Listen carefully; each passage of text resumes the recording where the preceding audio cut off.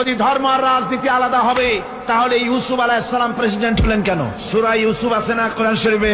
হযরত ইউসুফ আলাইহিস সালাম জেলে গেছিলেন, দীর্ঘদিন জেলে ছিলেন।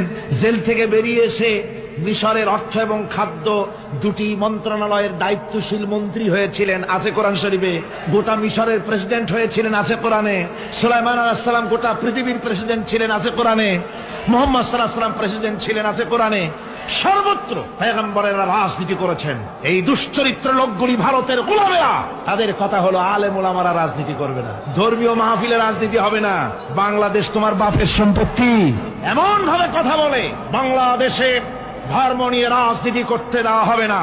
মনে হয় যেন বাপ এই বাংলাদেশ ওর বাপের সম্পত্তি আর আমরা ঘর